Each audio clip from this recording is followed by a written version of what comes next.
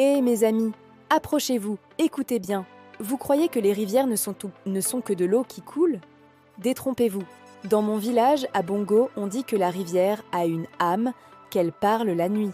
Personne n'ose y tremper un orteil après le coucher du soleil. Personne.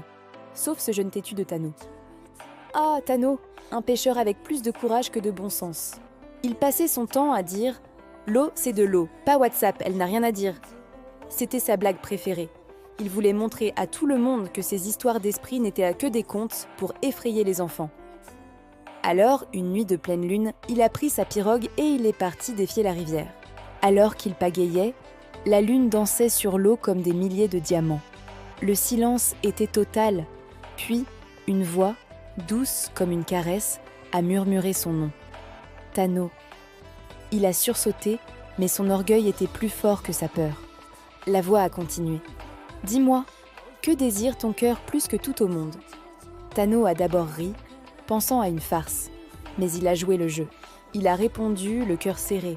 « Je veux que ma mère, qui est si malade, guérisse. » La voix de la rivière a simplement dit « Soit, mais souviens-toi bien de ceci, Tano. Tout accord a un écho. » Le lendemain matin, c'était le miracle. Sa mère s'est levée, en pleine forme, elle chantait en préparant le repas. Tout le village a célébré Tano comme un héros.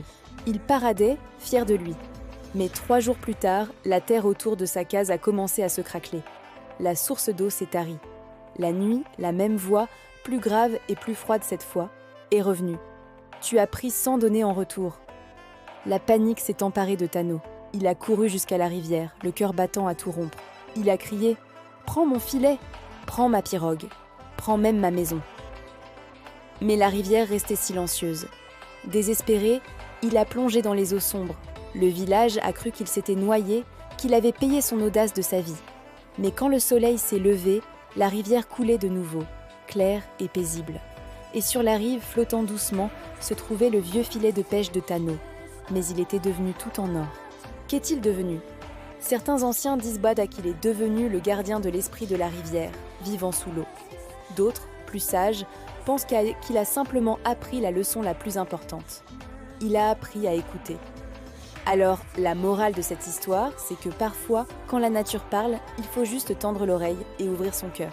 C'est simple, mais pas toujours facile, n'est-ce pas ?